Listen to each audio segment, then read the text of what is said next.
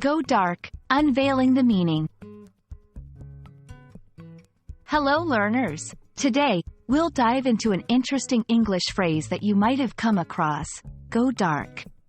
By the end of this video, you'll know its meanings, origins, and how to use it in everyday conversation. The words, go, and dark, are simple enough on their own. Go, to move from one place to another. Dark, having little or no light. Put them together, and the literal meaning suggests the act of becoming dark or being without light. Imagine the sun setting or a room with the lights turned off. However, in the world of idiomatic expressions, things aren't always so straightforward. Go dark doesn't just refer to the absence of light. In English, this phrase has a couple of metaphorical meanings. 1. Communicative silence, when someone stops communicating or becomes unreachable, especially suddenly. It can refer to a person, a company, or even a piece of technology. For example, if someone stops responding to messages, they've gone dark.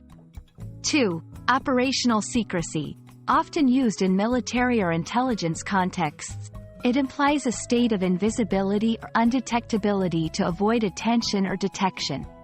For instance, a secret operation might go dark to prevent leaks of information. Understanding a phrase becomes easier when we see it in context. Let's look at some examples. 1. After the rumors spread, the company went dark and issued no statements for weeks.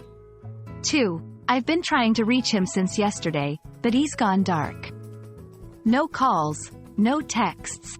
3. The spy had to go dark for months to carry out the mission successfully. The exact origin of the phrase is unclear.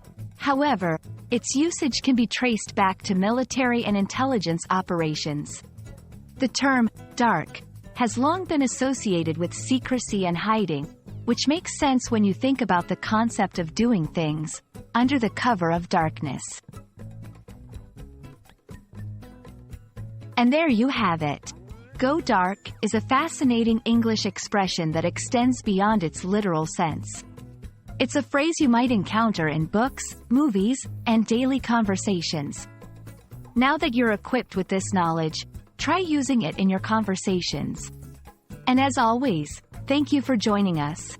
We hope this video sheds some light on the intricacies of the English language. See you next time.